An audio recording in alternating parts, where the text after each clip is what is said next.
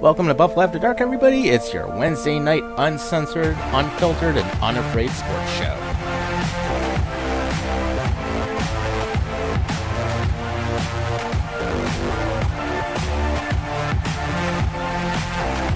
You still up? This episode of Buffalo After Dark starts now. Welcome to Buffalo After Dark, everybody. It is Wednesday night, November 23rd. Of course, we got Bob here with us. Sabres are actually playing pretty well right now, and it's our last show before Thanksgiving. So how's it going? I'm good, Tom. Thank you for asking. I just want to say happy Thanksgiving to everybody and enjoy your holiday tomorrow. And of course, in the mid-afternoon, the Bills play the Detroit Lions. So if you're spending time with the family, playing backyard football, whatever, enjoy, eat lots of food, man. It's going to get wild after that with Black Friday. So whatever plans you have, make the best of it, please. Yeah, absolutely. I'm just hoping I'm not in a food coma by the time that game's over. But anyways, great stuff we're going to talk about tonight. First half of the show, we're going to talk about the Sabres and some NHL deals, and then we're going to talk about the Bills and give some of our Thanksgiving thoughts in the second half. Of course, if you want to give us a call, we are at 929-205-6099, or you can hit us up in the Facebook chat. And Luffy's already in the chat. He says he plans to join us for a little while tonight. So that'll be good once we get him on. We'll have to ask him what type of weed he's smoking, since it's been a while since we've had him here. Yeah, it's been like 35 episodes. Something like that. But anyways, to everybody, of course, welcome aboard. And the Sabres finally snapped the losing streak by getting a very impressive 7-2 win against the Habs. Thank God. I know. It's about time that they got out of that streak. Now, a couple of things. I'm just going to recap the game real quick. So Dahlin opened up the game 35 seconds in the first period, got his 8th of the season, which he's having a good season. Then Peterka at 52 seconds of the first. Then Alex Took at 2:13 of the first, and it was on the power play. So there you go. First 2 minutes and 13 seconds, Montreal's already down 3-0. So you already know how that game's going to go. Oh, yeah. I mean, it's the Montreal Canadiens. They're nowhere near the same without Carey Price, and they're getting exposed big time for it. But then again, the Buffalo Sabres haven't been that much better lately. And sure enough, they're going out and have a dominant first period. And then they just kept the momentum. They didn't let the Canadiens into the game, really. I mean, exactly. Yeah, Skinner had a goal. Tuck had a goal. Dahlin had a goal. Let me tell you something. Yeah, Yokoharu even scored.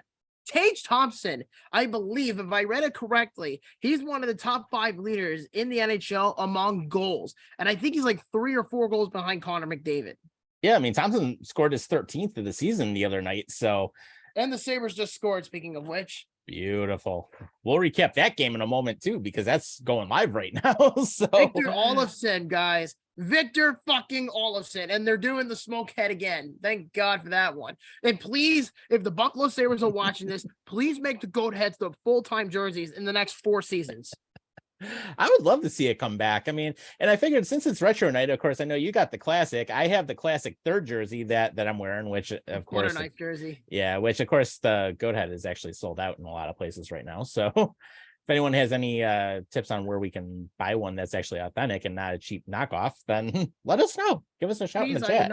I don't want to go to DH Gate for those jerseys, and I know they're hard to get right now. And everybody, not just Sabres fans, but hockey fans that collect jerseys in general, are really stockpiling on the value of these jerseys, and they're going by quick. So you have a choice this holiday season: either the goat head or the reverse retro. Your choice, guys. Yeah, and I would say take the goat head if possible. So yeah. that's the way I look at it, because I'm not a fan of Fanatics jerseys. But anyways, just to kind of give an idea, a lot of things that we ended up seeing in this game. So first, finally, the Sabres snapped that losing streak. They're 8-11-0. So I mean, of course, crap happens when you end up losing 8-9 straight, but it is what it is. But they actually played well overall. I mean, they ended up getting 38 shots on goal last night. They won 45% of the faceoffs, 2 for 4 on the power play, which is huge. I mean, anytime you can convert on at least 50% of your power plays, I mean, that's a huge advantage right there, where Montreal went 0 for 6 on the power play last night. Their power play is so horrendous. It's almost as worse as the Sabres. Yeah. I mean, and the thing is, the Sabres gave them opportunities by being in the box last night, and they couldn't convert. They pretty much like threw them the biggest bone, and the state and the Canadians still Right. couldn't, execute on it. They couldn't do it. Right. So then, of course, you figure that hits were not far off. I mean, 15 hits versus 20 for the Habs. I mean, we blocked 10 shots. They blocked 21 of ours, and which I would expect because we were shooting a hell of a lot more than they were. And then giveaways, we had 14, they had 15. So I mean, it was pretty even. But I mean, just seeing how everything played out, the team looked good. They looked fast. They were controlling everything. Not as well. Yeah, they had giveaways, but it wasn't insanely horrible. But how about Matthias Samuelsson being back in this lineup? Because that's a difference changer. You know what it is? It changed the momentum of the team because without Samuelsson, they have been looking horrendous with him without, his presence. And Lyubushkin is a hard-hitting defenseman, but he's no Samuelsson. Dahlin and Power can't do it on their own. So you need a big, solid defenseman, and Samuelsson is the guy. And keep in mind, his injury was a complete freak accident. So when they played Vancouver, it's funny because they played Vancouver, I think, a week or two ago, and the Sabres played like absolute dog shit. And that was during the losing streak. So that alone, people have this omen, and it's not a secret that the Sabres are horrible in the last half decade, even going back to 2010, 2011, when they started losing these games. Even by then, in November, they were horrendous. They lost almost like 90% of their games in November, and then it just went to a big shit show from there. But the difference between those teams and this team is this team has confidence that they can do better, and they like, we'll get our swagger back.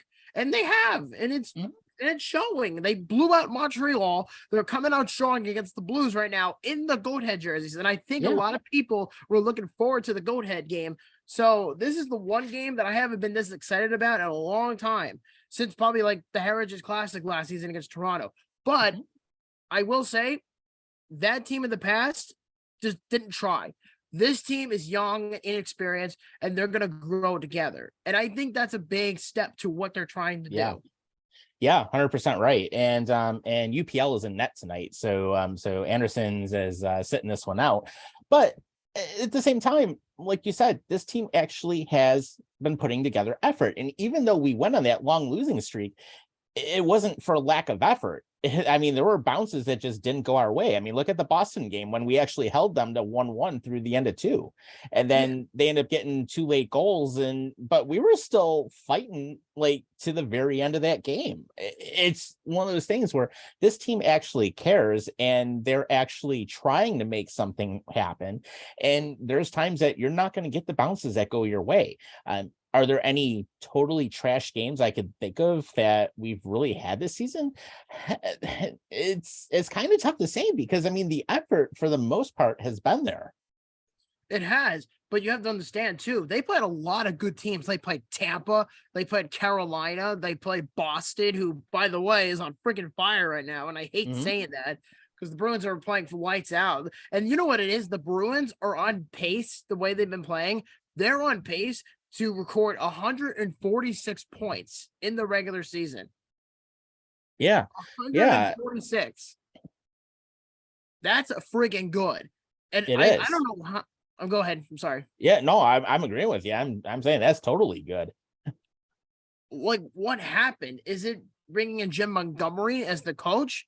Is it bringing back David Krejci? What is it that the Bruins are doing that is like so out of play? And people have been saying for at least 3 years the Bruins were done, and probably until they lost in the finals. But the Bruins are on a tear right now. Do I think it will last forever? No, but I definitely think they're good enough to make the playoffs this year. I mean, they're probably the best team in the league, and I hate saying it because that's the truth. Right. I mean, Boston really turned it around. There's no question about that. And actually, Carolina's been playing fairly decent too. So, I mean, the teams we lost against, I mean, they're good teams. I mean, there's no shame in that. Things can happen any given night.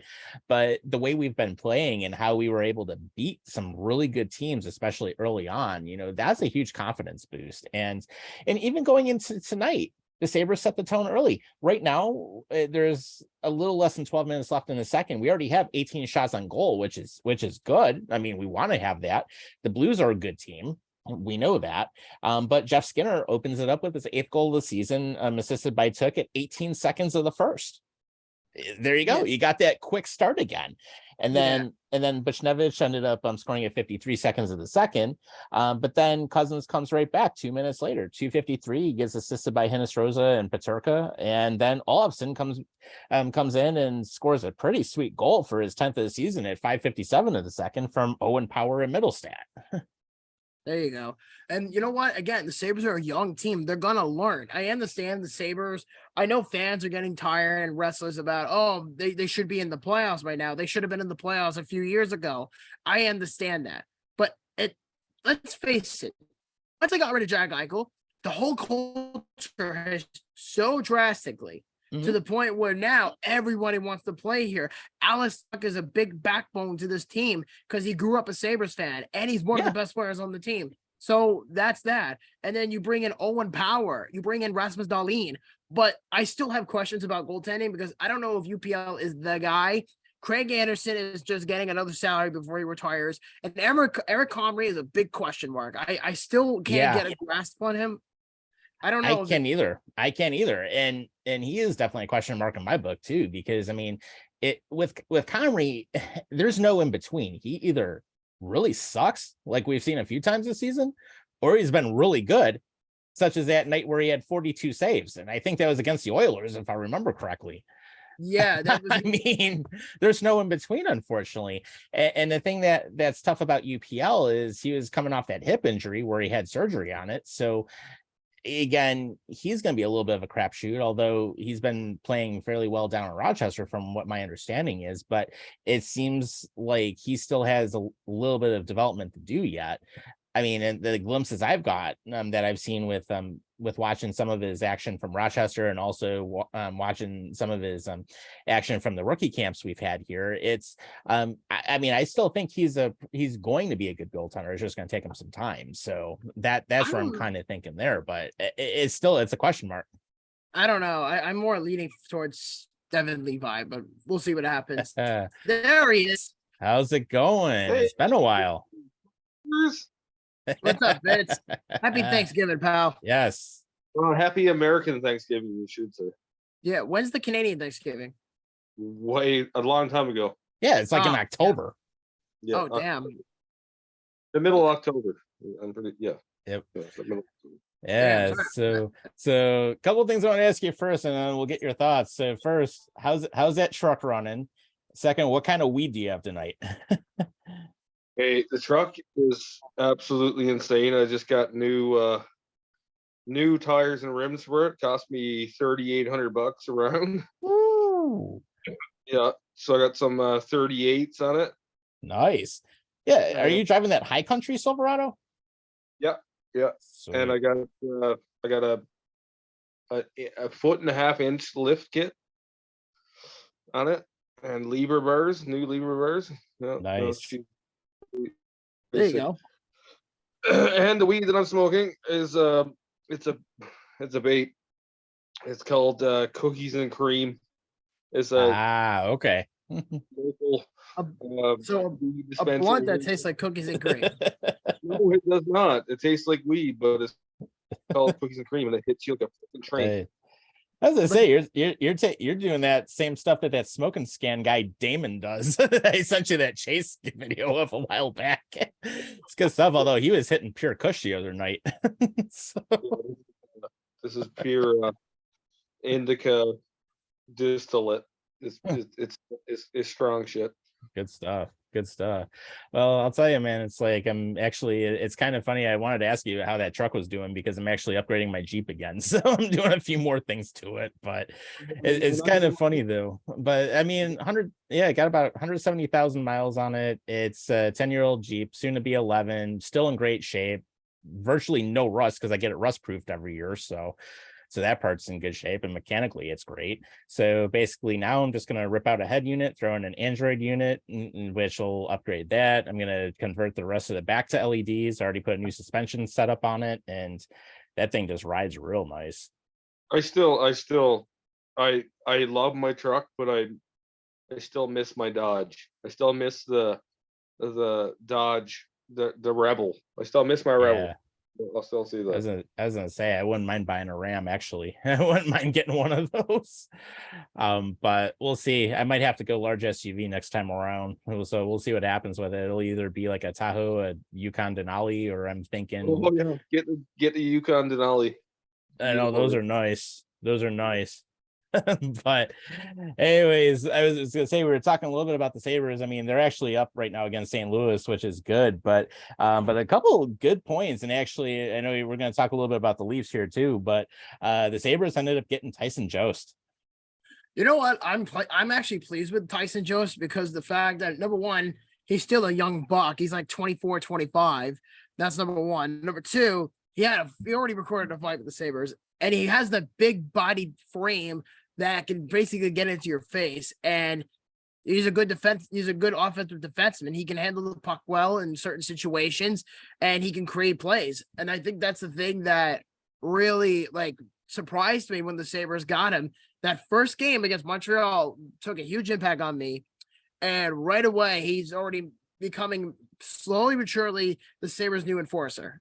I mean, okay, so here's my opinion. Okay, I'll go with number one opinion is it's a good pickup. I wish the Leafs would have picked him up.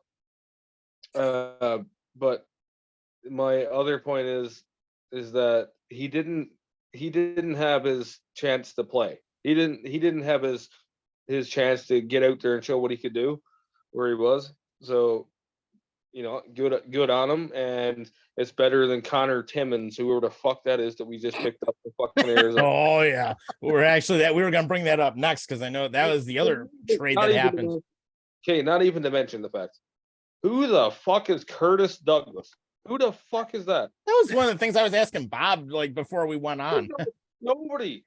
Dude, I follow this one guy on Twitter and he's like, you know what? I woke up this morning, not even realize what was happening at Leafs Nation until I seen this big trade of Connor Timmins and Curtis Douglas.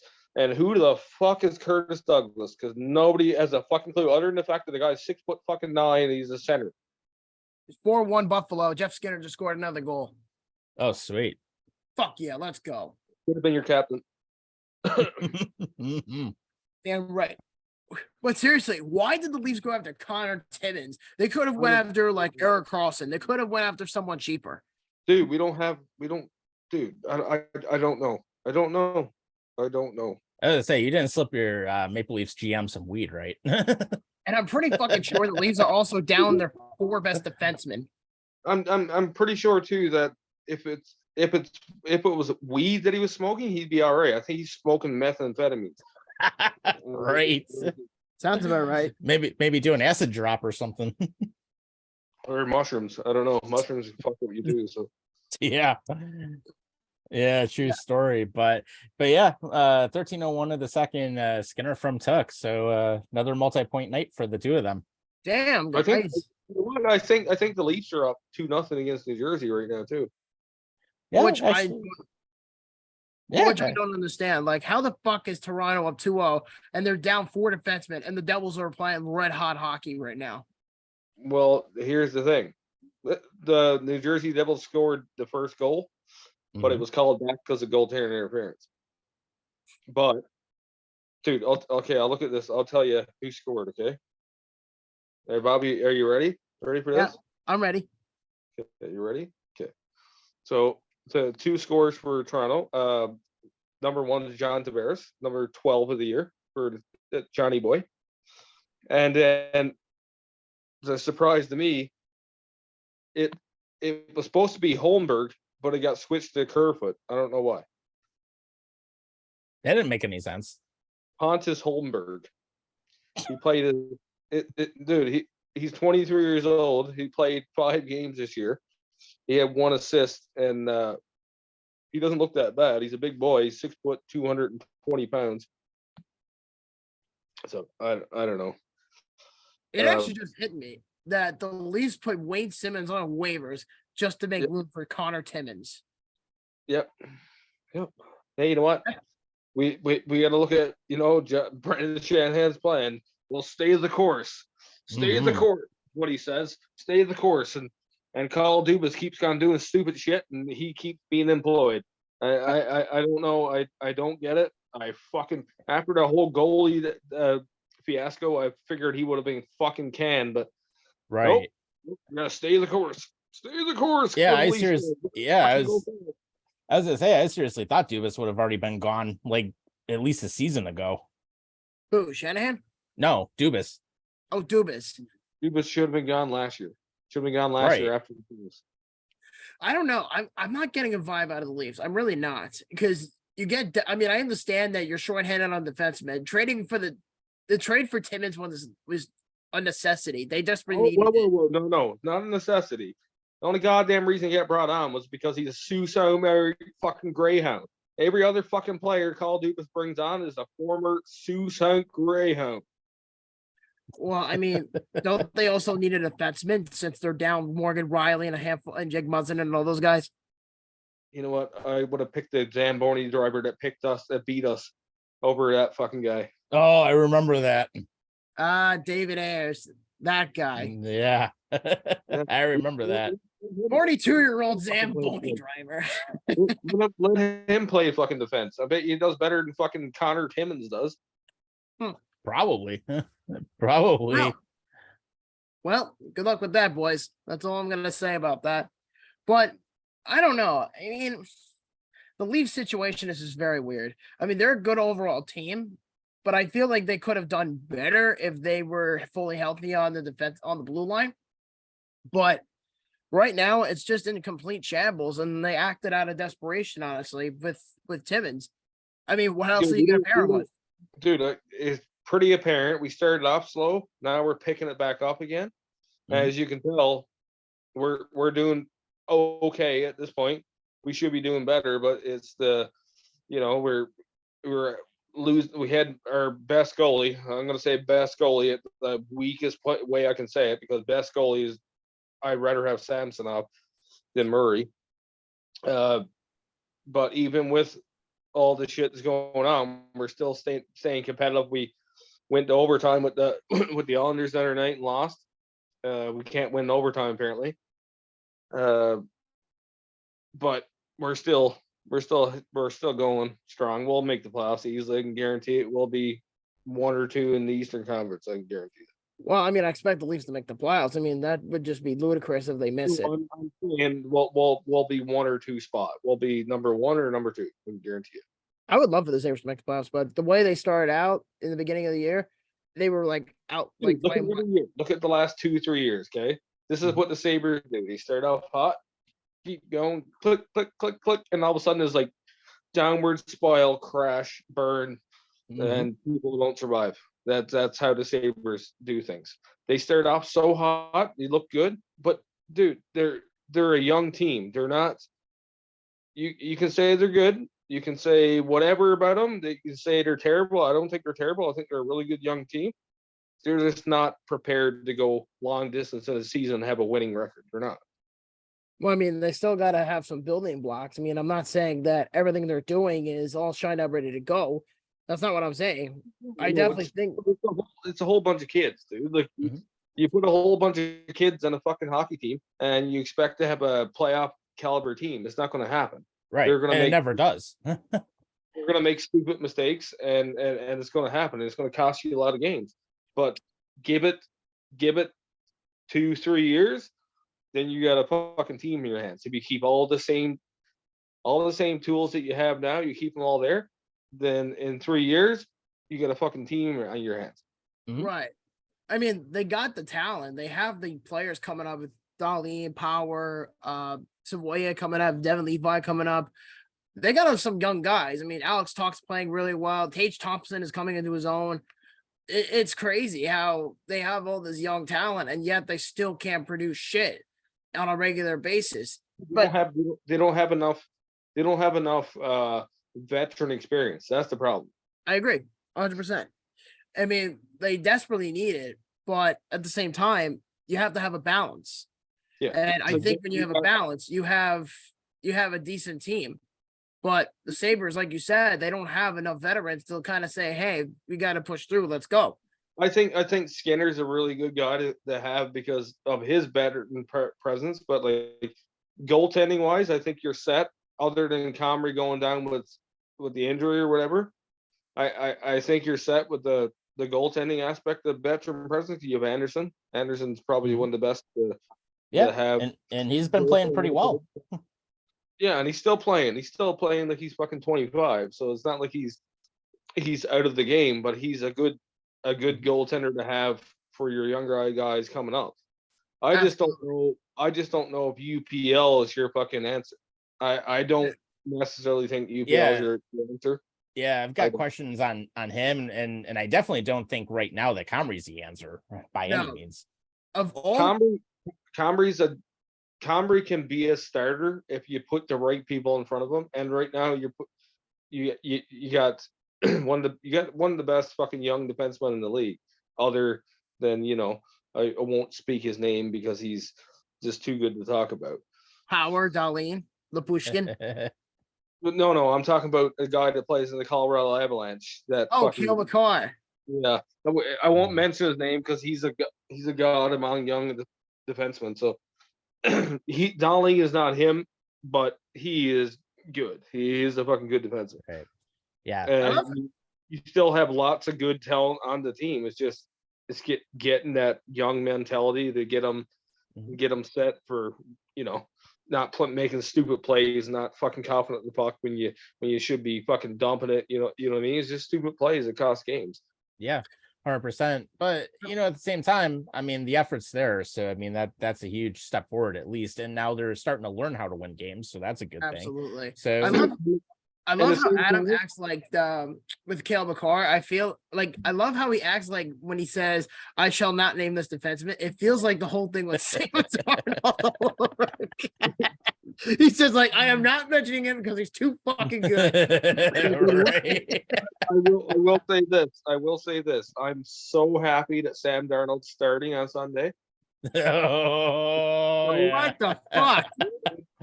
Oh God, we'll get into that in the second half because I saw that. I'm like, oh my God.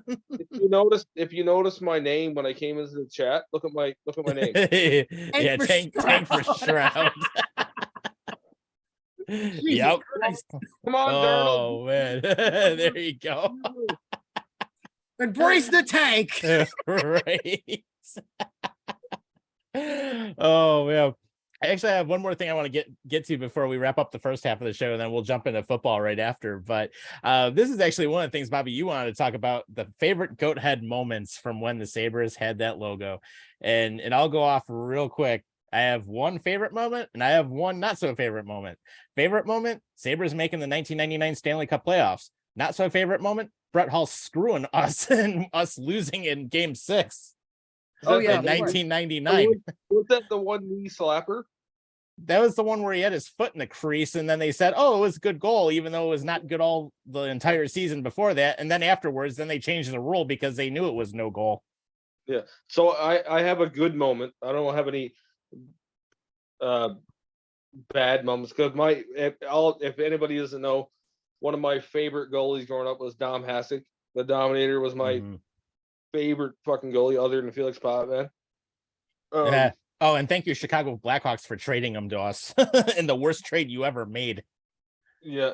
So my favorite moment was I don't know if you guys remember when Dom Hasek came out and he fucking charged center ice and stacked the pads on fucking what's his name? Fucking flipped him over in the air.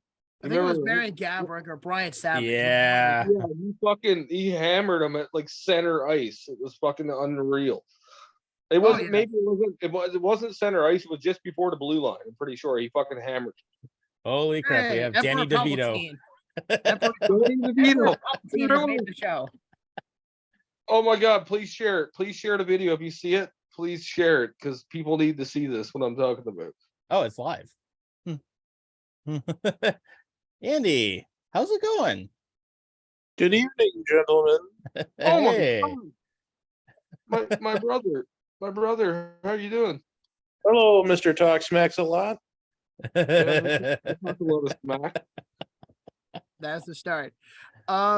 I would say for my favorite goat head moments was probably that whole entire 05-06 run when they beat Philly and the little team that could, as I used to call them. And everybody said the Sabres weren't going to make the playoffs a year after the lockout. And everybody was saying, the Sabres are not that good, whatever. And something clicked. And then all of a sudden, the Sabres were just a dominant force at that time. And they beat the Flyers in 6. They beat the Sens in 5, which we all know these guys are good, scary good. Obviously, one of RJ's most famous calls of all time. And then, of course, going 7 games to Carolina, which was a hell of a run. I actually like that. That's probably my favorite Buffalo Sabres team of all time, even over 1999, even over 06-07. I love that 05-06 team. Who was the captain at the time? Was it McKee and he was out? At that time, it was Danny Briere. And actually, no, I'm wrong. They rotated between Danny Briere and Chris Drury. Okay. Yeah. And was what's his name playing with him then? Fuck was his name? Finnegan wasn't playing with him, right? Yeah, Matthew Fanaganov, I think, played with Thomas Vanek, if I remember correctly. Either him or JP Dumont. Yeah. No. Yeah, I remember watching that exact series, the Carolina series. Yeah, I mean, and it was Briere, Hesh, and Dumont was the line. Yeah. That's the guy I was talking about, Dumont. Yeah. That was a great run. That was a great run until we just got hurt so bad to the point where we were literally down to like nobody left. I remember that in Game 7 against Carolina, I remember Mike Emmerich was like before puck drop. He was saying for the 4th time in 3 weeks, Buffalo lost another defenseman, and it was Jay McKee because he got careless and did not wash his knee pads and got an infection in his leg the day before Game 7. And I said, "Oh my god!" Yeah, that staph infection. Yep. Fucking idiots. If he just took care of his personal hygiene, they probably would have played. Tom, can you bring up that fucking video, please? Of Dom Hassig fucking smoking him at blue line. You shared that video.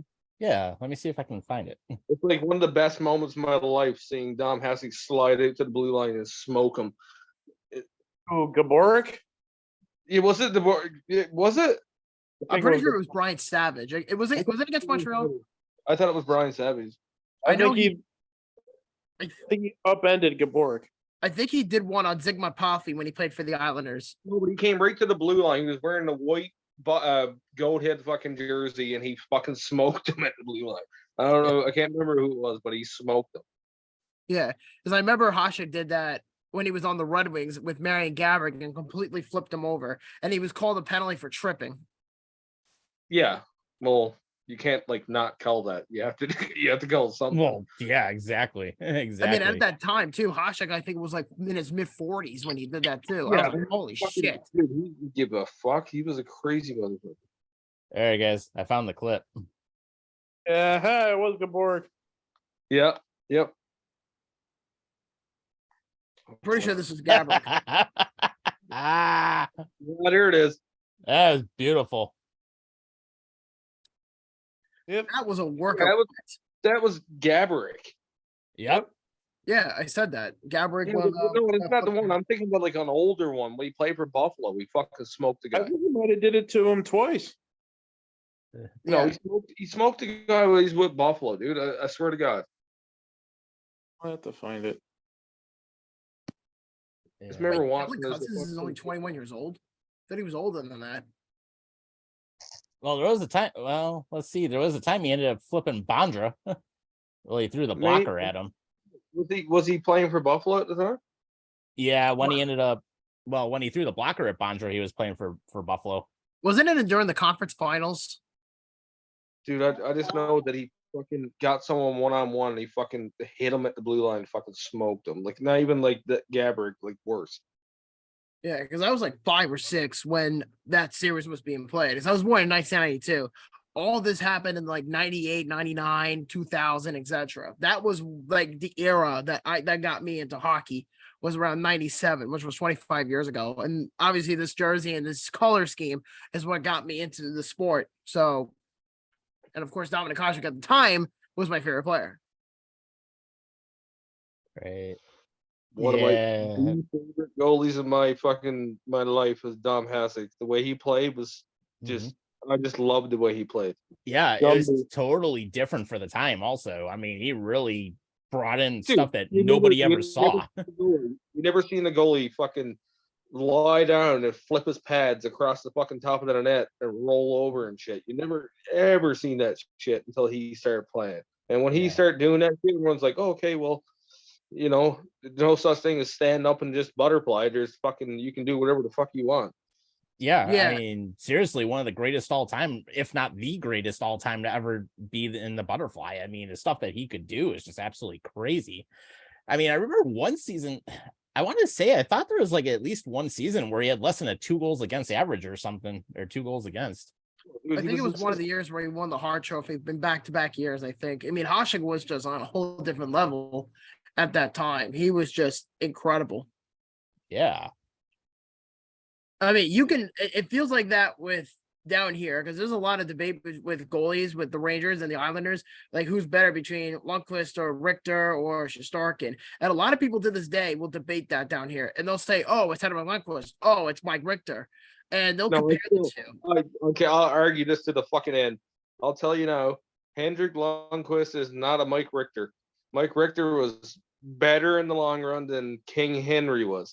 So, in my opinion, Shurskin hasn't even proven anything yet. So he So shouldn't even that be in the conference final run wasn't anything, I'm not saying it wasn't anything. and I'm that just saying Vezina Trophy wasn't either. no, Mike Richter proved a lot more than fucking Henry Lundqvist fucking fucknuts did. So I don't know. Yeah. Yeah, true story. Yeah, so actually Hasek's best season with the goals against was 1998-99, 1.87. Oh, that's insane, dude. He was in Yeah. his mind. Yeah, I mean, and overall, and then 93-94, he had a 1.95 goals against for the season. So, I mean, altogether, yeah, for 735 games, he had 2 Hart Trophies, 6 Vezinas, 2 Stanley Cups, and he had a 2.2 goals against. Yeah, he's That's fucking something. insane. Okay, Bobby Keane, where was Hasek from? Hasek is from at that time before the separation from the Slovakia. It was the Czechoslovakia, and I think like mid '90s, it got turned into the Czech Republic. So Czechoslovakia is the answer you're looking for. Yes. Ding ding ding. Well, Yeah, Yep. because half of the players that we grew up watching, like Zdeno Chara, Jaromir Jagr, all those guys were all from that era in the Czechoslovakia. And then the mid '90s, they got their independence from Czech Republic. They went to Yeah. Czech Republic. Yep, and became the Czech Republic. Yep. So that's what it came down to. I mean, Patrick Elias was from the Czech Republic era. Yager and Hasek and all those guys were from the Czechoslovakia area. Same with Chara. And the Mhm. support. I mean, you can even argue with NHL players that are Russian. Like, for example, Maxim Finneganov, Pavel Bure, Alexander Mogilny, even Alex Ovechkin were all from the USSR era. And then in our later years in the late 90s was Russia. Same thing. I think we went over this before, but my ex fiance's uncle, great It's uncle, Don Luce. Don Luke. Yeah, but he brought Alexander McGillney over. He drafted McGillney Yeah. from the USSR. Which, Rob, I Yeah. will say, I did have a chance to check out that Sportsnet documentary you ended up sending me the link to too. That was actually pretty good. I told you. It was nuts. Yeah. I mean, it's insane. But no, Andy, do you have a favorite go ahead moment? Favorite go ahead moment? Oh man, God, where do you begin? I mean, that whole '99 Cup run was fantastic. I mean, man, there's so many moments with these jerseys. Cup run, 2 Eastern Conference Finals with these, just in a 10-year span. Oh man, I mean, you have to go through all the games, all the series. I mean, there's just so many moments. You can't really pin one down.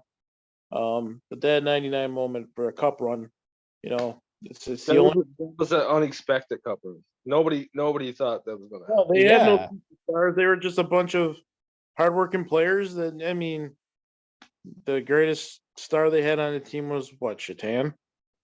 Yeah, Yeah. Shatan was around at the Hasek, time, and Hasek was Pekka. there. There was just a good, hardworking group that kicking ass, through the playoffs. And they had Dominic. That's their star in the back end, but they had nobody Yeah. up as a star. And actually, the thing I thought about too is, I mean, Hasek was out for like 12 games during that season because he was hurt towards the end, and we just barely made it into the playoffs. I think we were like in the 7th seed or something like that. And then all the way went to the Cup final. And the funny thing is, I was 6 years old at the time, and I remember watching that series, which is the thing that reminds me of the same kind of run is the LA Kings when they went for their first fucking run. Mhm. They got in by another team losing. They got the 8th spot, another team losing, got in, and then they fucking were playoff juggernauts. Yeah. Didn't fucking lose the whole way. Yeah, I remember after 1999 no goal though, that next morning I called in pissed off to WGR and talked to Coach Dickerson at the time. I just went off on a rant, kind of like what Dwayne did that one time. You called WGR at that time? Yeah, I used to. I was one of the disciples that Coach had at the time. I used to call WGR a few times. Yeah. I remember forgot who that old guy was with the glasses. Art Wander? Yeah, Art Wander. Oh, I remember him and Coach being on the show together. They used to do like an hour together every day. And then Coach would be on later, Art would be on in the afternoon. Actually, I've talked to both of them. I met Dickerson twice. He was actually pretty cool in person. I will tell him that. Plus, I have the old Coach's playbook that I ended up getting from him a while back. You met Dick? Yeah, I met Chuck Dickerson twice. The nice big penis. Well, Bobby to leave it to make it gay as fuck. Thanks, Bobby. Yeah, you started it, so I'm just saying.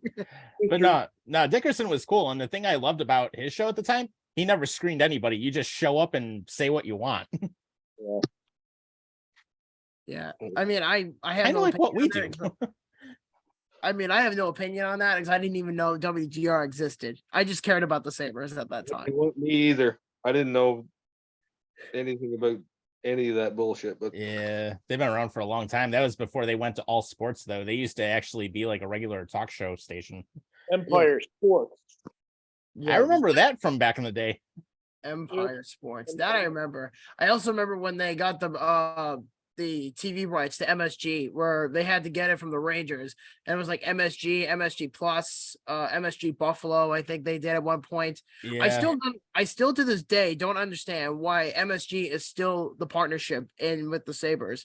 Because nobody else has started up anything else. I mean, well, you can thank John Rodriguez for crashing Adelphia, and that's what killed Empire Sports Network. Okay, can I bring so that scene that we're speaking about more like TV talk shows or whatever? A show in Detroit is called Dave and Chuck the Freak. You guys, yes, I've heard of this. You need to tune in at 5 o'clock in the morning if you're ever up at 5 o'clock in the morning to 10 o'clock. They do it. It's I'm telling you, we get it here in Sarnia because we're right across the border or whatever. So we get the Michigan, Detroit fucking bullshit fucking stations, whatever it's called, 101 The Riff. And dude, their podcasts are absolutely hilarious. Some of the shit they talk about is beyond me. I can't even. It makes my day just to hear them talk. Right? Isn't Darren McCarty on that show? He was on it before. He's never been an actual part of it. He was a guest speaker on it. Because I know Darren McCarty has a radio show in Detroit. As I watched it around the time Unrivaled came out in the summer. He's not on that show. No. Right. And I was gonna say Joey Hatch. I mean, he's in the comments tonight, and he says he loves the Go Ahead jerseys tonight. And Sabres are winning 4-1 right now. Hatch, if you want to call in, go ahead, talk with us. It's all good. And actually, Andy, I saw your and you reminded me of something too. Back in the day, Hockey Hotline with Roby and Brian Blessing. That was some good stuff. That was good hockey talk. Yeah, it was. Unfortunately, Brian Blessing died not too long ago. I think it was within the last year or two, because he ended up leaving Empire Sports, obviously, when they folded. And he actually was doing a sports gambling show out in Vegas for a while that I got to listen to, and he'd be on for a couple hours every day. It was actually one of those things when I was at one of my old jobs, I could listen to podcasts and different things during the day, or I could stream music and stuff like that. And it was cool. Actually, I got to listen to him, and I don't remember 100% what the radio station was out there, but I know it was out in Vegas, and he was out there for a long time. He did some cool stuff. Talk about the over-unders and everything else. There was another guy. I think it's the guy who's now is the Buffalo Police spokesperson. Mike He DeGeorge. Mike DeGeorge did a lot of sports stuff too. He did. Yeah. Yeah. He was WGRZ Channel 2 for a while. Yeah, it's kind of funny how he changed genres. Yeah, for sure. I mean, He just stole a whole bunch of drugs and now he's Isn't John Riggins dead? I think so. yeah, Pretty sure he is. I think it did happen a while back. I know he was Pretty sure let he out of died in- prison. I'm pretty sure he died in jail, or he might have gone out on parole. I really No, don't. they let him out because of health reasons. But yeah, he died just a little over a year ago. Honestly, Riggins should have just rot in jail. Honestly, he should have. But whatever. Well, his son's still in there, so I okay. mean, What? Okay, Kim. All right, let's move it on. Let's go. I know. I have no remorse. I gotcha. But anyways, so what we'll do is we'll talk a little bit about football, and this is one of the big things. I do know Julian's not going to be on tonight; he's recording his other show. But of course, as we saw, the Bills had to be moved to Detroit because of 80 inches of snow, and Andy was in the middle of it because he, of course, works in communications and had the 12+ hour long days and all that fun stuff. But the Bills got a much needed win. So they ended up snapping their streak also, and they're back in Detroit tomorrow. Hell yeah. I was kind of concerned when I looked at the score and I seen it was 10-3 for for the Browns. I'm not gonna lie, I was kind of concerned. And then I looked back a little bit later and I was like, okay, well, Bills are back at the full form. Yeah. Don't need to worry. I mean, Well- Bass had a clutch game, 6 field goals. He did. And I think he scored a game similar to that 2 years ago, I think, against the Jets. I mean, that was during the pandemic year. I wanted to go to that game, but they didn't allow anybody to go to the game. So I remember they had a really ugly game against the Jets, and Tyler Bass scored, I think, 6 field goals at that time. And the Bills ended up winning that game. It wasn't pretty, but they got the win at the time. So Yeah. that's all that matters. Yeah. And Allen didn't have. Who's got Tyler Bass for a kicker in the league? He's definitely up there for sure. I think he's top 10 at minimum. But I don't know if he's better than Justin Tucker, though, because Justin Tucker is like Oh, dude. first Dude, ballot. you Tucker's see clutch. You see the video where he kicks the fucking 80 fucking yard field goal? Who, Tucker? Yeah, he kicks like an 87-yard field goal or some shit. That guy cannot miss. Period. Look it up, Tom. Look it up. You're my tech guy. Yeah. Reminds me, I of, know what you're reminds talking me of about. I've seen the Janikowski video. back in the day with his leg. Tucker kicks like an 80 fucking yard field goal, I'm pretty sure. It's insane. What was it, like against the Panthers? Or was it like during like warm-ups? He's just warming up. He's just fucking kicking field goals and he kicks like an 80-yarder. Mm-hmm. Yeah. 'cause- I mean, and actually he's been like in warm-ups, like a lot of times when he was like with well, of course with the Ravens, but yeah, he's drilling them from 70 and 75 half the time, and then he ends up drilling an 80-yarder. Yeah, dude, in the video I'm talking about, he just makes it look like it's a 30-yard fucking like easy kick. Yeah. Like it's nothing. Yeah. Yeah, like he just that. dude, look like he just taps the ball and it fucking flies 100 yards. It's fucking insane. Mhm. Yeah. I in don't even fact, know if there we he's I don't know go. if you can find the video, but I seen it. It looked Yep. it looked Here it is. effortless. The 80-yarder. Yep. Yeah, it's in practice, dude. Oh, dude, this was the Monday night game. Yeah, look at him once. He kicks him 80 fucking yards out. Uh-huh. That dude Yeah. is just ridiculous. Yeah. That's Crazy. insane, dude. That's effortless. That's like kicking a fucking field goal that's like 10 yards away from Right. Right. Hence why I drafted him in fantasy twice. Mhm. Right. Although I will say the one thing though, it's like, remember within the last 2 weeks when Tyler Bass actually ended up remember when Josh Allen in this game against Cleveland, he ends up throwing the ball and it hits the upright. Yeah, and he rolls around like a fucking idiot after he scored that touchdown to Stephon Diggs. That one, Yeah. yeah, it's almost like he threw that ball so hard that he ended up just flopping around. Is that the one where I thought he was hurt? I was like, oh my god, I think he's hurt. No. This is the one recently against Cleveland. Oh, okay. Yeah. And it's funny because I was actually at that game where Allen got injured against the Jets. I went to that game, which is extremely ironic. Yeah. But to be fair, a lot of people were like, well, why is Allen throwing under 150 yards? I'm like, well, maybe the Bills are trying to expose the Browns, defense that can't stop the run for shit. Well, maybe Allen needs to do less at times.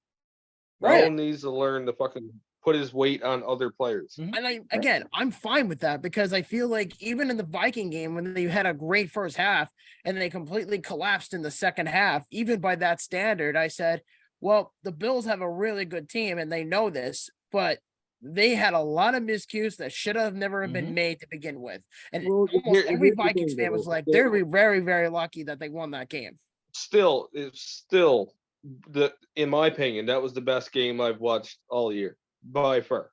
That was the best game I watched. It was a good game. I mean, Justin Jefferson had the game of his life. You never expected to watch a game and see that shit happen ever, dude.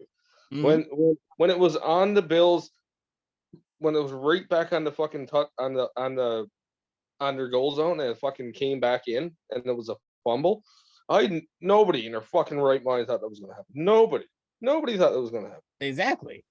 Like right. why didn't he kneel? Why didn't he kneel on it? Yeah, just take the 2 points and then get the possession. Exactly. Should have kneeled. Sorry, go ahead.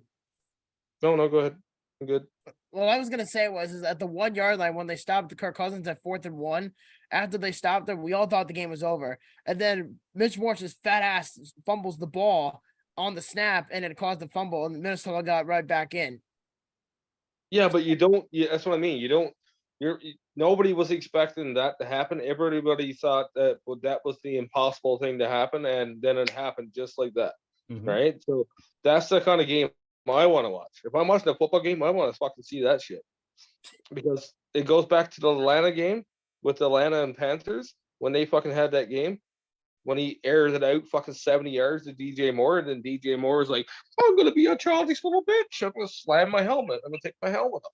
And then you got fucking, I already went over this before about, our fucking great kicker we have. And he bombed it up and fucking missed the 30-yard field goal. You know what? I'm not gonna hold against him because he's a fucking bum. So I'm not gonna expect too much out of him. Right. But if anything, I would expect a kicker to make a 30-yard field goal. I wasn't expecting them to make the 50-yarder. What happened before? We could have won the game on that 53-yarder or whatever it was. Was not expecting him to make that at all. But when it came down to that 30-yarder, I was like, oh my god, he can't fuck this up. But no. Here we go. Let's fuck it up. Right. Yeah. But one of the things I noticed with this specific game against Cleveland, it was a really slow start. And I was kind of thinking the same thing when we were down 10-3 and we were not scoring in the end zone.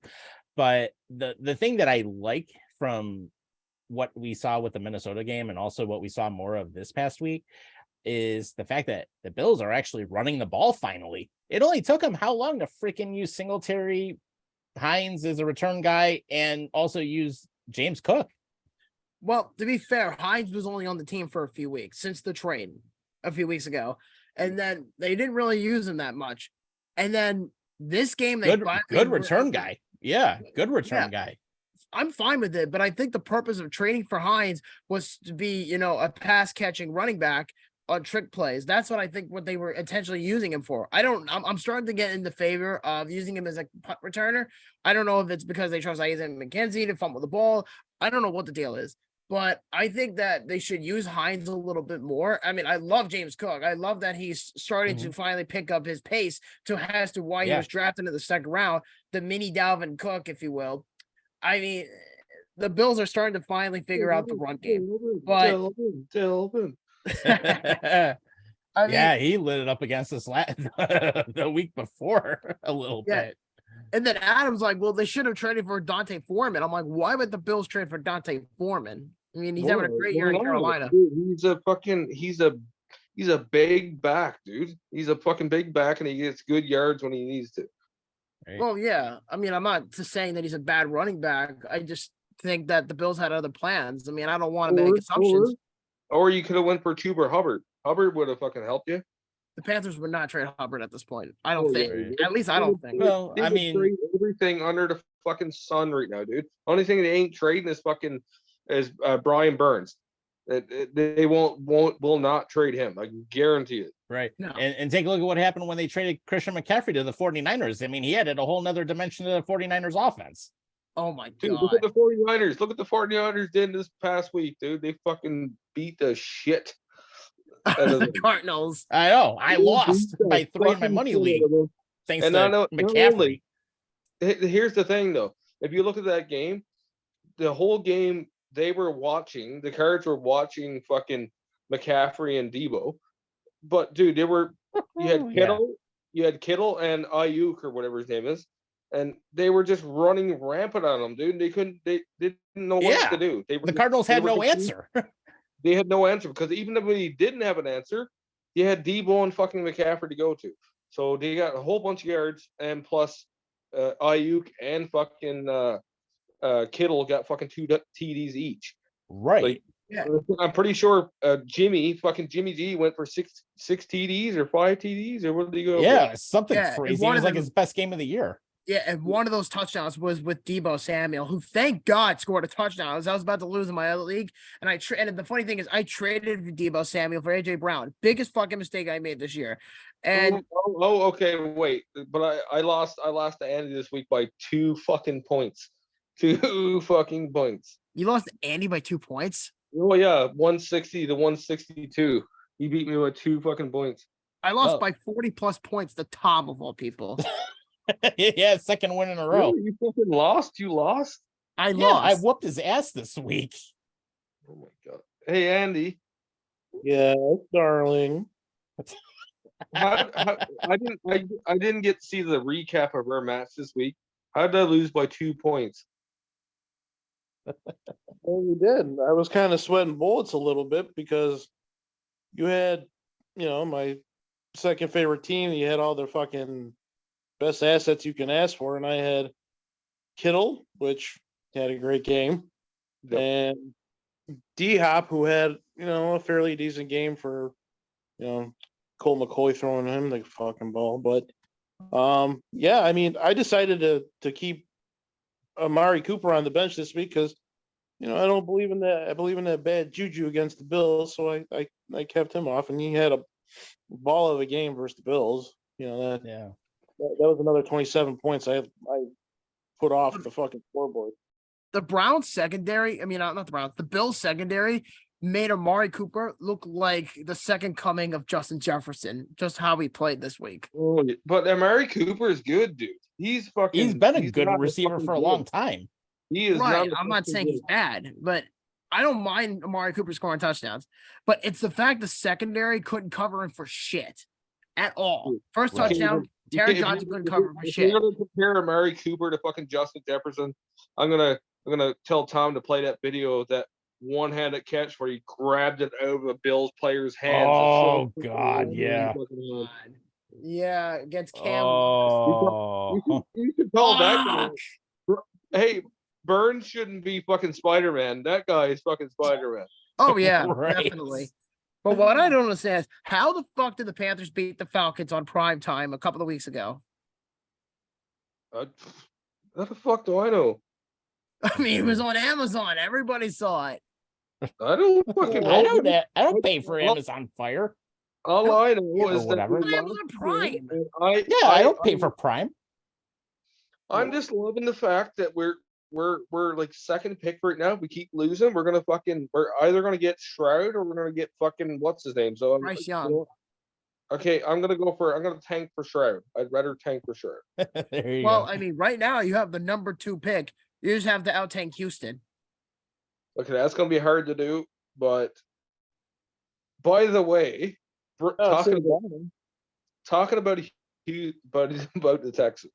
Okay, I have to bring up this because I seen a post today and I was like, oh my god, what the fuck? It was a Texas. The Texans post was their quarterback, Mills. Is it Mills? Yeah, Davis Mills. Yeah. Davis Mills. My God, that guy's got a trunk of her neck. What the? Oh man. I thought I was looking at a fucking giraffe. I thought his mom made me fuck the giraffe and like spit him out. And I was looking at it, I was like, my God, that can't be. That must be a Photoshop fucking. There's no fucking way, dude. Like And the I 4 looked foot up- neck. I literally went on Wikipedia. I was like, no way, this can't be a real picture. And then I looked it up, and I was like, my God, this guy has a giraffe neck, dude. Like it looks like he fucking swallowed a fucking pelican and shit out, and then it came out and the egg of his neck. I mean, yeah, he really does. Oh my God. Oh man. Insane, dude. Like you look at his neck, it's legit. It's like 4 feet fucking high to his little tiny head. Oh my God. I can't believe we're doing this. Tom, please share a picture of Davis Mills. Please do. I need everybody to see this. I need everybody to see what I saw. I don't know what's more impressive. Oh yeah, I I found don't know it. what's more impressive. Davis Mills' neck or Peyton Manning's forehead? I don't know. I think the neck is still a bigger deal. Yeah. You ever seen Peyton Manning's forehead? That Yeah. fucking thing If is you look at huge. Every Manning's forehead, they're all fucking huge. Yeah. Oh yeah. Fuck. Big ass craniums, man. Yeah. Yeah, Mhm. no brain, just So- brain matter. So while we're talking about Davis Mills, as of right now, through week 11, the You got Texans Dan- have the first pick. The Panthers would have the number 2 pick. The Bears would have the number 3 pick. The Raiders would have 4. The Seahawks would have 5 because that pick originally belonged to Denver from the Russell Wilson trade. Mhm. Pick 6 would go to the Lions. That pick originally belongs to the Rams. Pick 7 would go to the Texans from the Browns. At 8 would be the Steelers. At 9 is the Jaguars, and then 10 is the Eagles, which originally belonged to New Orleans. There's the neck. That is not the pick I'm looking for. It's the pick from today when it was like a post about him being benched for the other quarterback, and it was him and a full on fucking like neck beard and a fucking 4 foot fucking neck, It's like a giraffe neck, basically. and it was all full of fucking hair. They got like a beard down his fucking neck and shit. It was weird. Oh, I saw the meme just now. Oh God. Oh. That's the one I want to see. That's the one people need to see. Is this guy has an absolute giraffe neck. Oh, this is a good one. Oh my God. I think he's bringing it up now. Oh shit. No, but the actual. Okay, that's like kind of like no. I need to find this fucking picture because this was an actual fucking tweet that came out about him being benched. Look it up. Just look up. Davis Mills gets benched in week 12 or whatever. Yep. And there's a picture. There's a picture of him and his fucking elongated fucking giraffe neck. Dude, his neck is huge. That's what I mean. Is like if I want a big penis, that's what I want it to look like. His neck. Well, I mean, to be fair, he also looks like a penis with that bald head of his. It's just so weird. I hate to go on this rant about this, but it's just so weird that the guy has such a huge neck and a little tiny head. He looks like a little fucking Pez dispenser. Nice one. Oh, that's great. Fuck. Oh, I think I found it. I think I finally remember found the it. fucking Pez dispensers where you have like the little tiny head and like the big fucking Yep. canister thing. That's It's David it's Mills. an absolutely hilarious disaster. Yeah, there was a call that just got waved off sides by the Blues. Just giving you a heads up real quick. Where's the picture? Where's the picture? There it is. Oh God, I'm scared. Oh, I need to see this. Yes, yes. Jesus Yeah. Christ. Look at that fucking ostrich. Oh my god, dude. Oh my god. Yeah, only like right up in here. How long is his neck? I would bench him just for having a long neck. Jesus. It looks like it's at least a couple feet long. I don't. It's as wide as his head. It doesn't make any sense. Just look at the neck, And and he's it got goes like up to his head, and his fucking ears stick up like fucking satellites, and then like his head is so tiny. He's like a fucking alien from Mars Attacks. Oh man. Oh, that's fantastic. Look at the neck though, like Jesus Christ. Oh man. Like his Like, head, I can't yeah, even- just like you said, his head is as wide as his neck. Fuck. No, his neck is as wide as his head. That's the thing I'm trying to say. Is like a neck shouldn't be that fucking wide. Right. Like, look at his head. His head looks like a. It's not supposed to be there. Like, it looks like a fucking. Yeah. Yeah. In fact, actually, it's interesting because like even on here, there's like another guy ended up tweeting right here too.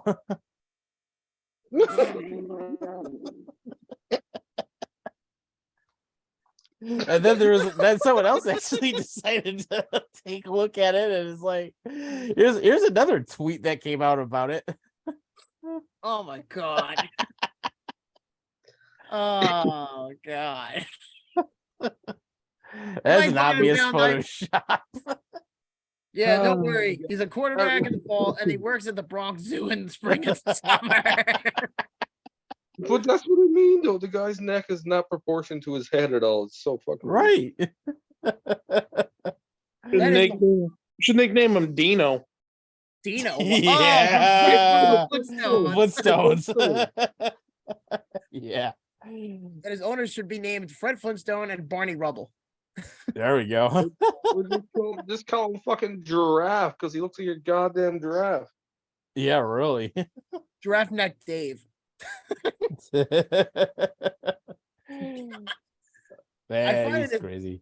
I find it infatuating how long his neck is. That's insane. Dude, you imagine though, like when he's throwing the ball, he sees at least 2 feet above his offensive line. Yeah. Like he's seeing shit that people don't see at all. Yeah, I have a better one. Imagine him getting sacked and then his neck is like he gets jerked back. It looks like a cartoon character.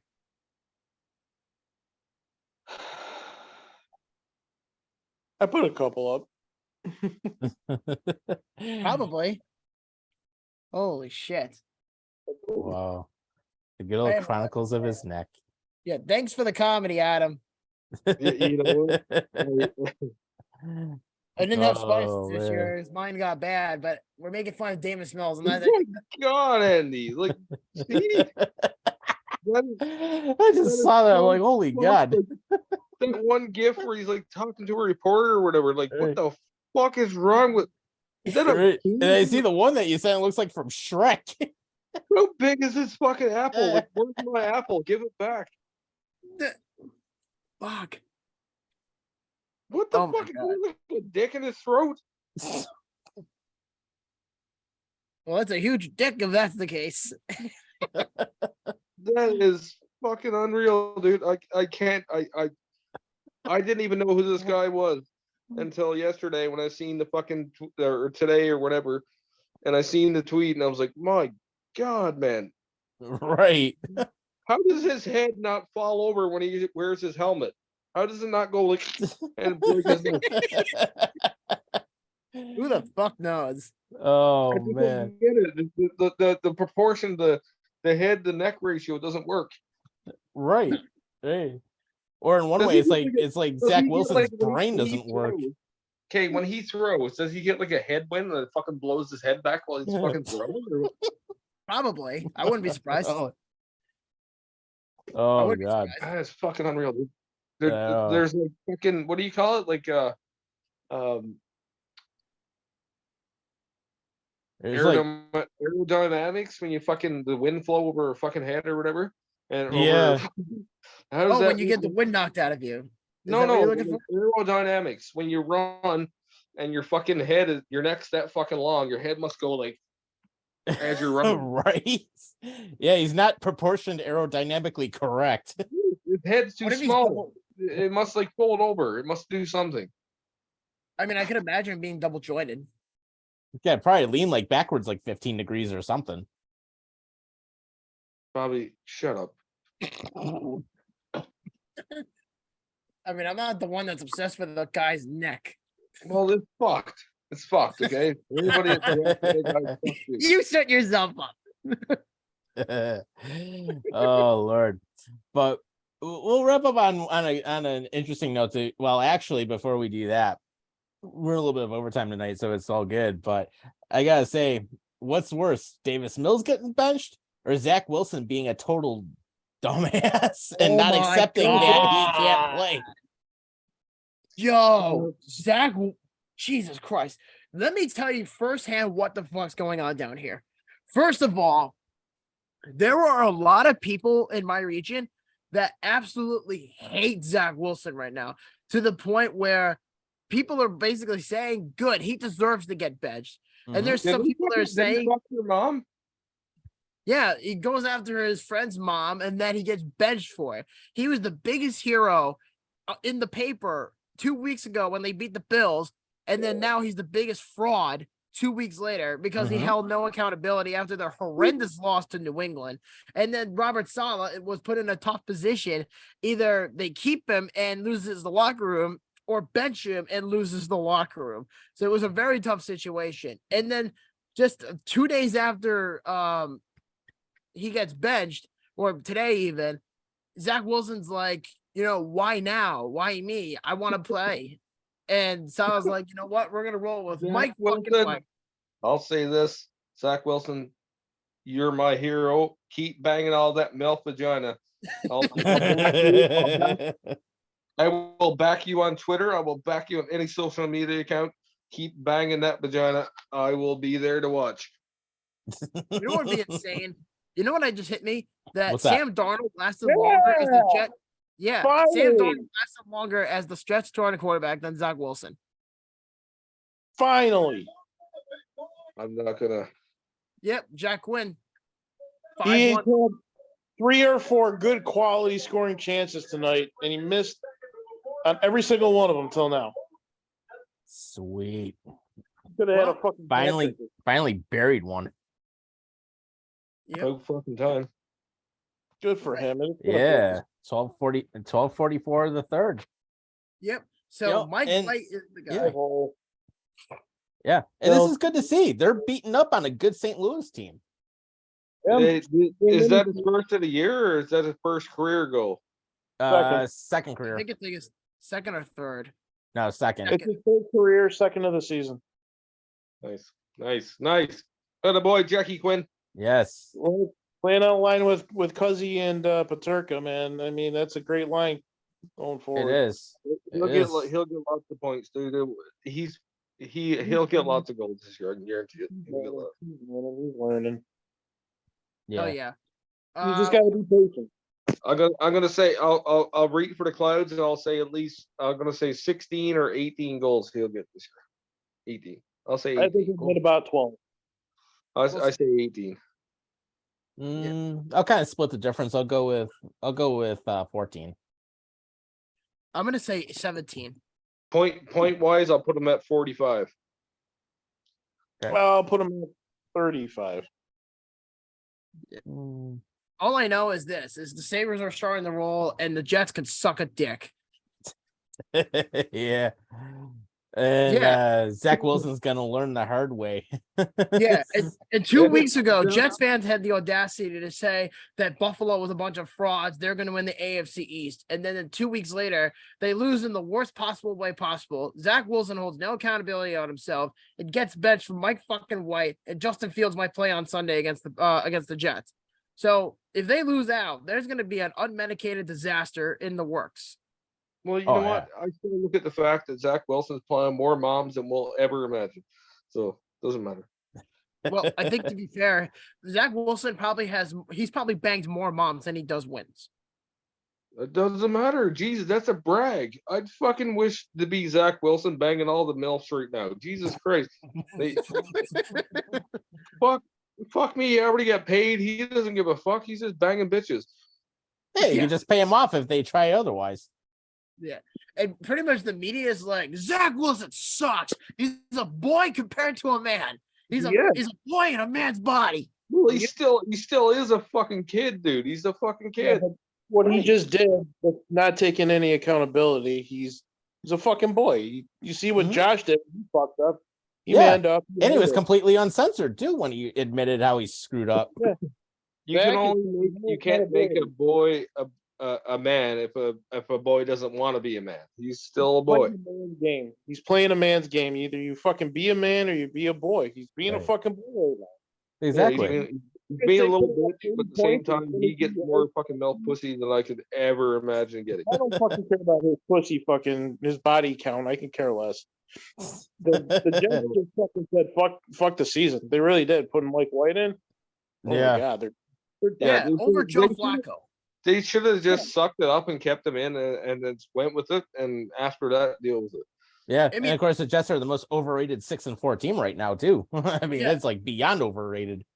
It also doesn't help that Sauce Gardner freaking hates him. I don't know, dude. I'll tell you this. After watching the Eagles, the last game against the Colts, I don't know, dude. They seem like a juggernaut, but they don't seem that fucking much of a juggernaut to me. I said that all year. I said Philly's a bunch of frauds. They got an easy schedule, and they did not look good against a really bad team in the Colts. Right. No, and they play the Packers in Philadelphia on Sunday night with debuting a black helmet. I mean, whoopee-doo. I mean, Philly. See, here's the thing. The Eagles, to me, remind me so much of the Steelers from 2 years ago when they went 11-0 and they lost to Washington. That's what that feels like to me. And it could happen here. And Philly lost to Washington. I see what you did there. Yeah, and Philly lost to Washington. So who knows? Maybe the Eagles might run into the 49ers and they might get exposed in the playoffs for all we know. Dude, they better hope they don't run to the 49ers because right now they're fucking going to be in a world of hurt if they did. Oh, yeah. I mean, it's bad enough already. Christian McCaffrey already reached the Triple Crown. Yeah. My boy. You miss him dearly, don't you? Oh, I do so much. I watch every Sunday. I watch a 49ers game because I have to watch my boy. And plus I watch Debo because Debo's my other boy. Oh, Debo's amazing. I love Debo Samuel when he's healthy, of course. I love that guy. But you know what, though? At the end of the day, football's football, and we all enjoy it. I guess that's the best way to put it. Yeah, no, I've actually over the last couple of years, dude. My football love has gone from not caring much to I can't go a Sunday without watching at least 3-4 games. I have to. Oh yeah, same here. I can only thank my boy Bobby for that because Bobby is the one that got me acclimated to football because I wasn't a big football fan at the time. But I still watch my Panthers because even though they're shit, Tank Bouchard, they're still fun to watch. They're still fun to watch. Yeah. And you know what? I wouldn't be shocked if the Panthers fire Steve Wilkes and actually get a real coach. I wouldn't be surprised. I don't think we need a coach. We need a quarterback that's not a bum. And I'll start by saying, Sam Darnold, thank God you're starting on Sunday because we need a loss. Thank you. I was gonna say it actually, Adam. If you get a chance, later sometime, look up Pat McAfee's show. I think it was from yesterday or Monday, but Matt Rule actually was on there talking about how he thinks he lost his job in Carolina. I'm like, oh my Lord. How he thinks he lost his job. Well, like he looked back at it and talks about how he ended up losing his job. Oh, because like the stuff that went into it. Right. And he had like a 5-60 record in the fucking time he was there. That might have something to do with it. And he I thinks that know. he's going to get another job in the NFL soon. You know what, though? And it's funny because I was talking to one of my buddies at work about this.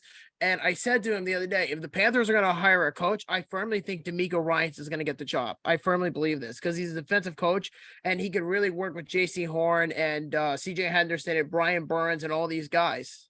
They got a lot of talent. They just have to be tweaked. Dude, Right. J.C. Horn, Brian Burns are probably like the only gems we have left on the Panthers. And we'll say Brian Burns, best pass rusher in the fucking league. Don't fucking argue with me because I know it's fucking true. You can go look at the fucking stats. I'll show you. I mean, are we going to just argue about T.J. Watt and Von Miller and Nick Bosa? Okay, look at the stats, dude. Look at the stats for the season. Look at fucking Brian Burns' stats compared to fucking Von Miller and all this fucking bullshit. Go look. Go look. All right. That stock. Parsons. Let's look it up. Parsons. Best pass rusher in the league. Let's see. Micah. No, Micah Parsons. Look at fucking stats, dude. Yeah, go look at his fucking stats. Okay, look at Brian Burns' stats. Yep. Let's see. League leaders. Let's see. Brian Burns. Let's find out. Brian Burns, where are you, guy? Okay, here we go. Brian Burns. All right, I found him. Carolina Panthers, Brian Burns. This guy's got 8 sacks, no forced fumbles, no interceptions, and 50 tackles this year. Woo-hoo-hoo. Snap. That is a hell of a player. That was a and good by the way, season. I want to just mention real quick that the Rams fucking suck and they have the biggest Super Bowl hangover ever. Yeah, the Rams do. Yeah, how about the brutal game that was on this past Sunday when we were forced to watch the Raiders versus the Broncos? Oh God, That's one of the games they had on here. I'm like, why am I even like giving this game like 5 minutes of my time? I actually got the Steelers Bengals game. See, can I bring up another fact? Yeah. The game that was pushed on me was the Detroit versus who'd they fucking play? The Giants. They played the Giants. They won The 3 Giants games lost. in a row, dude. They won 3 games in a row. Everybody in Detroit across the board is losing their mind right now. The Lions 2 in a row. Yep. Right, And then right. Boom. Jack win again. Sweet. There we go. That's a good night for him. Yeah. My prediction is going to work. Yeah. Yeah. Second and third of the season. Oh my God, he made fucking Bennington look like a fucking poor sap. He faked him right out. Oh, That is a beaut. That worked. But no, Brian Burns is a stud, though. I like Brian Burns personally. I actually wanted the Bills to take him over Ed Oliver, but the Bills needed a defensive tackle, and Brian Burns plays as a middle linebacker. Spider-Man. Quinn ate Billington alive. He did. So, anyways, Bobby, you didn't answer the question. Who's the best pass rusher in the league? Right now, Brian Burns, Nick Bosa, and T.J. Watt. Andy, what are you saying, Andy? Micah Parsons. Nope, Brian Burns is the best. I don't agree with Micah Parsons. His ass. Give me a break. Micah Parsons is good, though. I will say that. Micah Parsons is a friggin' stud. He is a stud. Bosa is a fucking absolute stud. Well, but Brian Burns is in a league of his own. Everybody fucking shits on the Panthers, but you don't see the back end and see the defensive end of it, right? Until Brian Burns comes out, Spider-Man your ass. There's no such thing as remorse when it comes to the Rams, because they tried to trade 2 first-round picks for Brian Burns a few weeks ago, and it did not pan out. They ain't gonna trade him, dude. That's one player they won't trade. They shouldn't have to. He's one of their best players, Ola. Well, he's one of the best in the league. Well, yeah, that's what I'm saying. The Panthers are a very solid defensive team. They just have to get a cornerback and they're set. Maybe Bryce Young or CJ Stroud, one of the two. If not, I'll even take a wild card guess and say Spencer Rattler. But the Panthers are tanking so fucking hard for Bryce Young or CJ Stroud. I can't see this going any further down than where they're at right now. I don't know, dude. dude, I kind of feel like they're over the quarterback fucking thing, but they obviously need a reliable quarterback because Baker Mayfield and fucking Darnold ain't doing it, and then you have PJ Walker. That's PJ Walker. But same time, now we lost our star running back. So now you have to fill that fucking hole. And I don't think Chuba Hubbard is the answer to that either because he's always fucking hurt. So I don't know. Right. Well, we're gonna see what happens in the offseason because I think the Panthers will stick with Foreman unless they have someone else in mind. I mean, we'll find out in March, but we'll see. I mean, the Panthers have so much work cut out for them. Who knows? I mean, I don't think McCaffrey's going to go back unless he's given like a really sweetener deal because I think McCaffrey's a UFA after this year. Yeah, Pretty sure. he's going to get paid, dude. If San Francisco doesn't pay him, they're fucking stupid. Well, put it this way.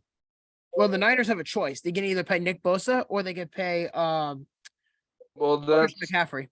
That's the worst part. But what's harder to come by, a star running back or a Bosa? You know what I mean? Like it's a toss up, but at the same time, Christian McCaffrey is probably the better bet. I would love Nick Bosa. I would love Nick Bosa on the yeah. Bills. But the only thing is, if they do that, they would have to get rid of like Epinesa. They would have to get rid of like Tremaine Edmonds or something. They have to relieve a lot of cap to make that happen. Bosa would be an upgrade over Edmonds anyways, but get rid of Dawson Knox. How about that? That's a start. Dawson Knox is the tight end. Yeah, you can put him in the package. Get rid of him. I wouldn't do that. They just signed him to an extension. I don't think the Bills will get rid of him. But I do think though, here's my hot take. I think if everything plans out the way it is, I could see Devin Singletary being let go at the end of the year. And James Cook being the But starter. they gotta replace them. They gotta replace them, and I don't think Cook's the answer. You need a big back.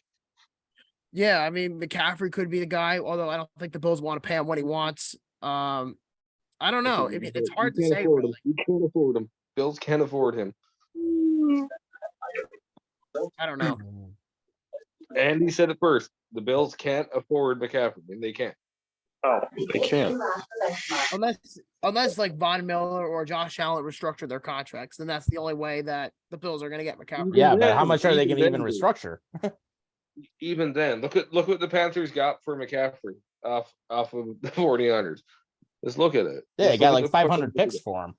So they got a ransom for him, dude. Yeah, and they did.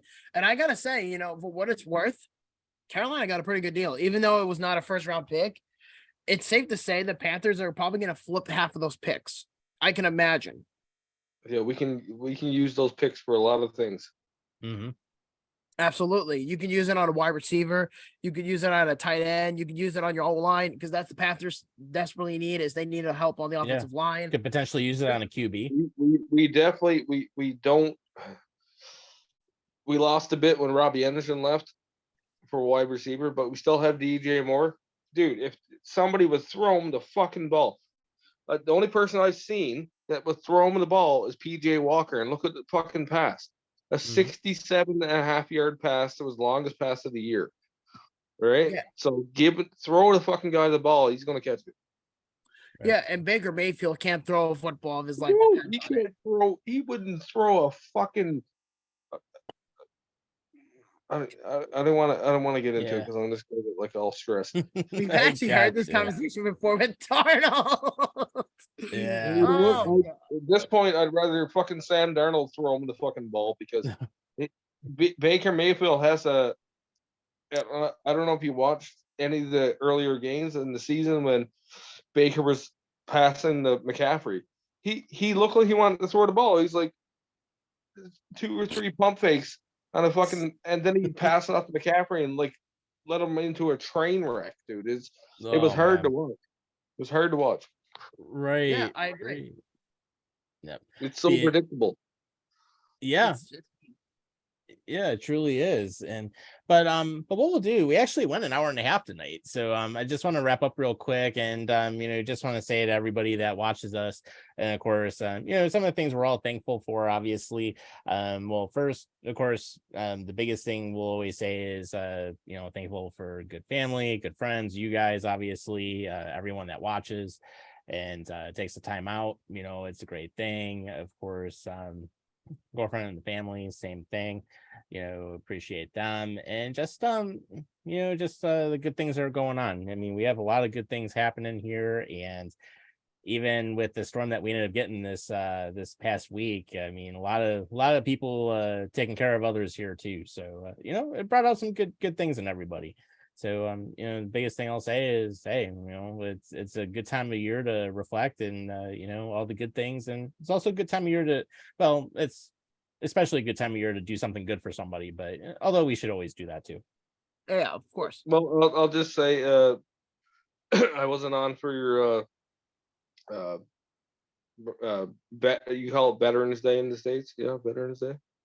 Yeah, Veterans Day special. Yeah. So I wasn't on for that, so I'd like to take the time to thank all the men and women that serve in the military of the U.S. that didn't get to come on to the special for that. But Canadian Thanksgiving, American Thanksgiving, a little bit different dates, but be thankful for what you have. Be thankful for your friends, your family, and take care of each other. And God bless everybody. Yep. 100% God true. bless Canada. You God bless got the it. USA. Absolutely. Andy, any And final thank you, Adam, thoughts? for your service. Yes. Final thoughts. Go Bills, go Sabres, great wins. Hopefully the Bills get another one tomorrow. As Adam said, thankful for the veterans out there, up on the wall, Amen. protecting everybody from the evil that dwells in this earth. Also, thank you to all the first responders out there that'll be working tomorrow on the holidays, myself included. Yep. Guys do excellent work as always, and appreciate and love everybody. Nothing but love. Yeah. God bless you, Andy. God bless you, Yeah. Andy. Amen. Absolutely.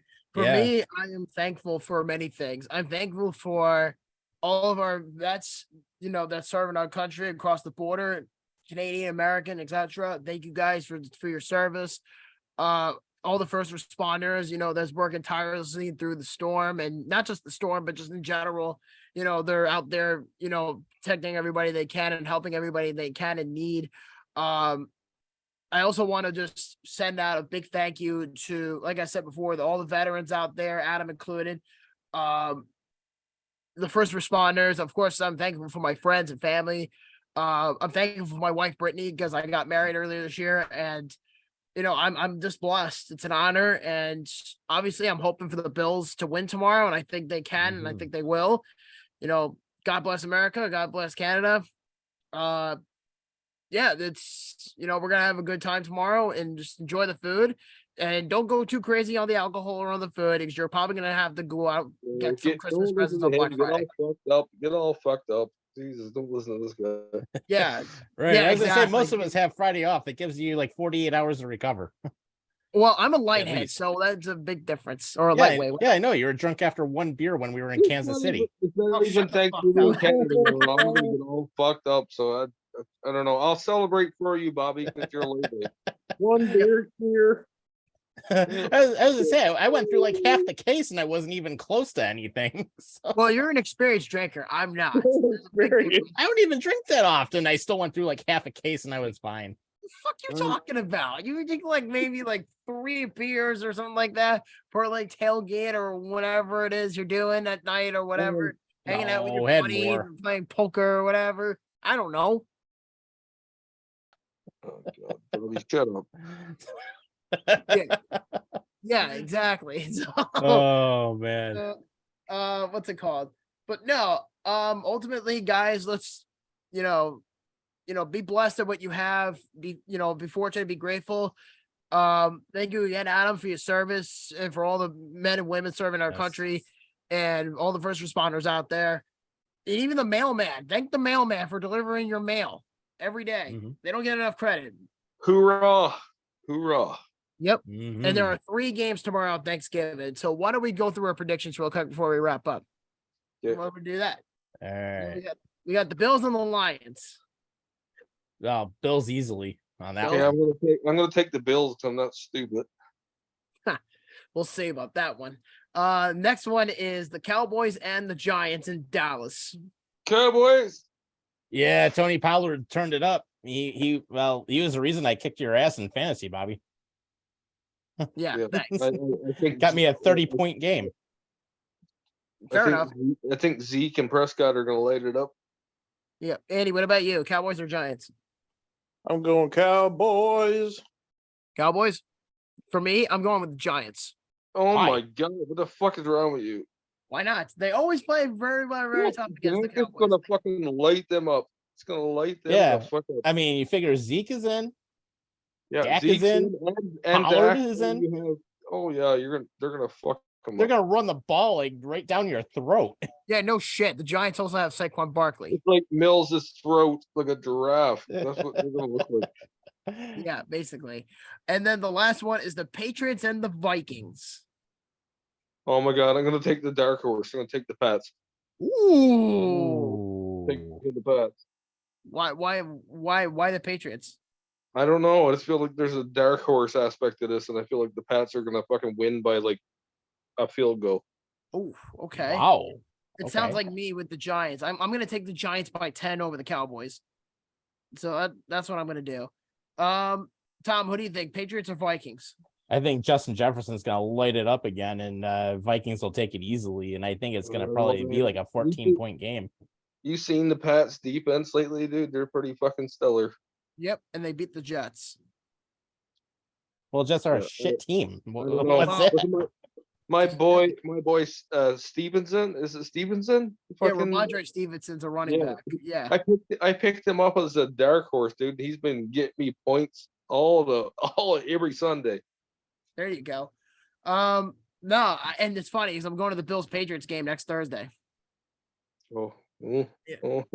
Better That's a shut down primetime game Stevenson. too. You better shut down Stevenson because he's a nobody expected this guy to be as good as he is, but he's good. Oh, absolutely. I'm gonna take the Vikings because I think Kirk Cousins. Actually, you know what? No, I'm gonna take that back. I'm going with the Patriots only because Kirk Cousins cannot win on primetime. I'm taking New England, and I hate saying that. I was just gonna say that Kirk Cousins can't win on primetime. He can't win. He does this week. No, I'm going no, he's not. Vikings. Patriots. It's going to be tight. Patriots defense is very good. They'll keep things tight for a while. I think eventually Dalvin Cook and Jefferson, it'll start to open up, but it's not going to be a big score. I think it'll be 24-13 or 14 Vikings. Okay. See, that's the other aspect. So Andy's always my little voice in my head. Andy already knows what I'm thinking.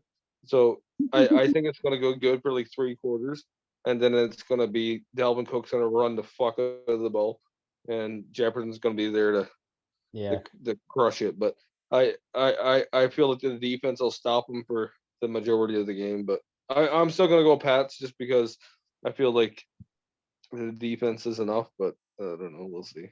We'll see. The Vikings are very one-dimensional. They have a great offense, but their defense is very suspect. And Dude, by the way, we have an alert. Probably The Coyotes good. just shut out the Hurricanes 4-0.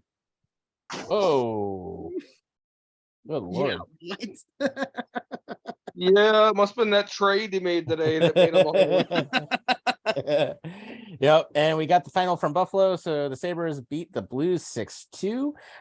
Basically, Braden Shen ended up closing it out for he got the Blues' second goal at 18:56 of the third. But overall stats, basically, 32 shots on net for this goal for the Sabres, 36 for the Blues. Hits 26-15 in favor of the Blues. Penalty minutes were the same at 8 apiece, and the Sabres went 2 for 3 on the power play, which helped them out. Yep, and the Leafs are beating the Devils 2-1 with under 5 minutes to go. And Devils fans are pissed off. There are 3 disallowed goals, and they are throwing trash onto the ice. Oh boy. Oh, boy. you guys are ruining our 13-game winning streak. Fuck you. Yeah. The first goal was like a blatant fucking goaltender interference. You couldn't not call it off, and they were all pissed because it was called off. But I'm like, it was a blatant goaltender interference. Yeah. But yeah, just to top off some other scores before we take off. Minnesota's going to win against Winnipeg 6-1. There's only 1:23 left in the third. Of course, you mentioned Arizona blanked Carolina. Boston is going to lose to Florida 5-2, and there's only 1:34 left in that game. The Blue Jackets lost to the Habs tonight 3-1. Of course, the Sabres beat the Blues. Toronto Toronto's leading New Jersey 2-1, and Detroit wins against Nashville 3-0, and the Islanders are beating Edmonton 3-0. The Flyers are beating Washington 2-1, and there's still 13:07 left in the third, and Chicago and Dallas is tied at 1 in the second period. What a night. Yeah, and then we still have the Rangers in Anaheim, and we still have Ottawa versus Vegas tonight, so still got those as the late games. How the fuck do I have like no points from anybody on my fucking team tonight? Nobody. McDavid, no points. Jack Hughes, no points. Philip Forsberg, no points. Jamie Benn, no points. Wow. Raquel, no points. Uyghur, no points. Tyson Lee, no points. John Carlson, no points. The only one to get me points tonight is Philip Hronek from fucking Detroit. Oh, jeez. Boy. Yeah. Oh boy. Yeah. I got Anders Lee, Lucas Raymond, and Zegras on the bench tonight. And I was so fucking trying to make dinner so fast that I forgot to put my starting goalies in. And Tristan Jarry is on the bench, and he's only let in 1 goal. And on my other team. Oh my God, look. Oh my God, what happened? Oh shit. Who else I forgot to leave on the fucking bench today? Oh, Billy Huso. What did he do? God. He got a fucking shutout. Oh, great. I think you need to like manage your team better, Andy. I was trying to get dinner ready before the game, and I totally forgot to set my lineup and look at the games that were starting. You dropped the ball, Andy. You dropped the ball. Oh man.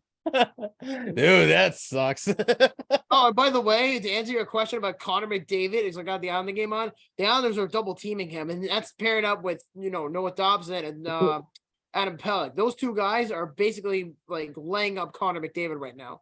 Hey, That's by the one way, way to Bobby, do speaking of double teaming, me and Andy are going to do your mom later. Wow. Getting some of that Thanksgiving gravy. Yeah, that's disgusting. Oh God. Get some of the Adam gravy. Oh man. Blah, blah, blah, blah. Yeah. Then we got 2 other late games that'll come up tonight too. So Avalanche against the Canucks, and Philip Grubauer is back in net tonight because Seattle's going to be playing San Jose at 10:00 Eastern time. Yeah. Anyways, I gotta go. So Hey. wrapping this shit up. It was a fun night. Yes, it was. So, of course, everyone that's been watching, thanks for doing so. We appreciate it. And in the meantime, have a good Thanksgiving with your families. And in the meantime, take care of yourselves and each other. We'll see you. Yeah. Happy Thanksgiving, everybody. Go Bills. God bless.